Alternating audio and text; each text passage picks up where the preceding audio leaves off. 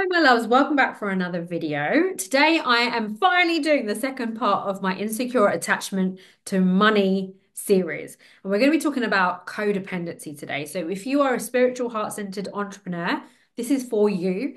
So, your childhood patterns don't mess up your business. And for those of you that are early on your journey and you're healing and you want to take back power over your money, this video is for you. So let's just talk about codependency first. So, codependency is a childhood survival pattern when we've lived in an environment that has not felt safe. Maybe we've got like a really angry parent, or we've got parents that fight all the time, or there's addiction. It's, normally there's a little bit of chaos going on. And as small children, especially sensitive, empathic children, we can begin to feel when our family, our parent is dysregulated. And then we start to learn from a very young age to fix other people's emotions, whether that be that we start being the super good kid, or we're trying to comfort them, we're trying to do whatever we can to make our parent okay, because then they will take care of us. And then this follows us into adult life when we have these patterns of people pleasing, of people fixing, of feeling stress within our body when somebody else is not okay, whether they're going through something emotional. Maybe they're taking their anger out on us, and we feel like it's our responsibility to fix their feelings because that's what happened to us as children. And this takes healing work because we actually have to stop doing that, stop the people pleasing, stop the fixing, stop the caretaking of others, stop reacting to the emotions that you can feel of other people, learning to have boundaries from it, learning to be separate from it. And the answer to all of this, by the way, is regulation of the nervous system, because that's what's happening. We're going into a fawn response. So fight, flight, freeze, fawn. We're going into a fawn response. That's what's happening. So we can't be okay because somebody else isn't okay. And we have to learn how to soothe our nervous system. And now this is so different for absolutely everybody. Some people and different in different moments. So sometimes I might need to speak to my younger self and visualize her and be there for her. Sometimes I might need to just do some breath work, following a YouTube breath work, or do some EFT tapping, or might want to just observe the environment and take in with all of my seven senses that everything is okay. I'm safe. I can smell, I can feel, I can touch, I can intuitively feel how safe I am right in this moment. It can just be giving yourself a hug. It can just be lying on the floor. It could be, being the parent that you needed. So it's almost like to say to yourself, it's okay if that person's upset, like it's not your job to fix it. So that's kind of how we learn how to move through codependency. And this video isn't specifically about codependency with people, but with money, it's kind of the same. So if you are someone that has a heart-centered business and you're helping people, and even in your personal life, like watching which are the relationships around your life that are making you feel that way, that are making you feel like you can't be okay. Do you need a boundary with them? Do you need a boundary with yourself to use the tools to almost talk yourself out of doing the natural response, which is to go and give, go and do, go and overfunction for them.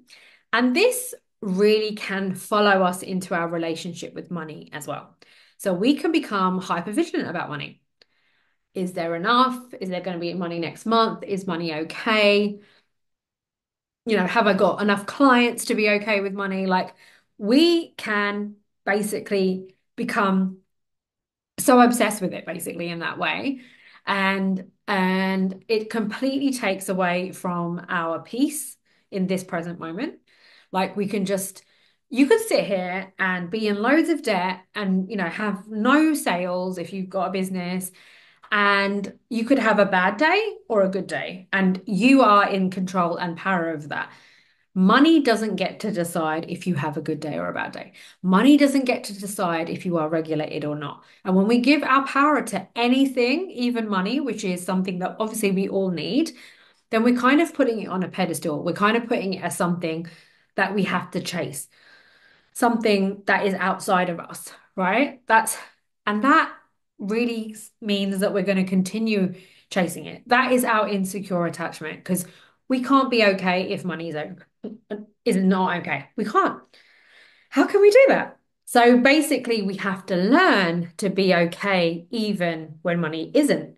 Because, life will happens and you might be going through challenging things where you've got more debt right now, or, you're in a lower paid job, or business isn't going well.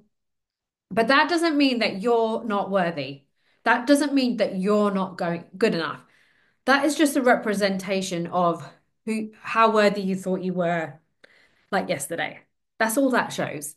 It doesn't show who you are today, even. So please just give yourself a break and stop beating yourself up about money. And notice that you have got this pattern that you can only feel okay if it's okay. And by the way, often that is linked to survival. So it's like, it's not even like, oh, I'm going to have millions of pounds and or millions of dollars. It's not about that. It's like, oh, am I safe? Have I got enough? It's a bit like the codependency with people. It's like, I'm only safe if everybody's talking to me. I'm only safe if nobody's angry with me. Rather than, am I being nourished in these relationships? Am I getting stuff back? Is this, making me feel good? Like, is that what's going on? What is it? Rather than just being okay with a crumb. And we can be like that with money too.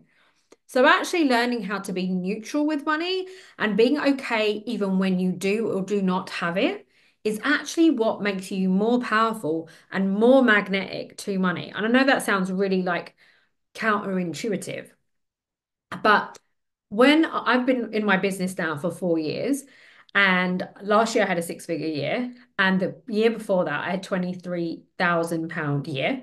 So a huge jump. And the thing that created that jump was I stopped feeling so anxious about money and hyper vigilantly checking it all of the time. And I actually started to be in the present moment and not get obsessive about it for a bit. And then it did come back. I'm going to do another video on that. But that's because what started to happen is I started to not freak out every single day that money wasn't there or that I wasn't making a sale, and actually was enjoying being in the moment and being more present. And it's in those moments that I would get a great intuitive idea. Like I wrote a blog, which made me like £31,000 because I wasn't in that frantic energy of worrying, of anxiety, of hypervigilance, of checking, of shaming myself about various bad mistakes I'd made with money, or shaming myself about debt or anything like that. It's being okay even when money's not okay, because that doesn't mean that you're not good enough or you're not a good enough person or that you cannot not have it in the future, because you absolutely can. And I really would love for you as well to think about why you want money. What's the emotion that you want to feel? Like, is it because you want to feel safe, secure, and protected? Is it because you want to feel free? And notice how you feel all of those things in this present moment, how they're around you now. That's going to make you feel more secure in your energy centers. It's going to make you feel calmer. It's going to make you feel regulated, and it's going to make you focus your energy and attention on all of the abundance that's around, and that is then going to get reflected back to you because you're going to have little ideas of things that you could do that could bring money forward to you, and you could start to be more your expansive self, so not the version of you that's just so preoccupied with survival. So yeah, that is so powerful. And all comes from you deciding that I'm going to be okay whether money is here or not.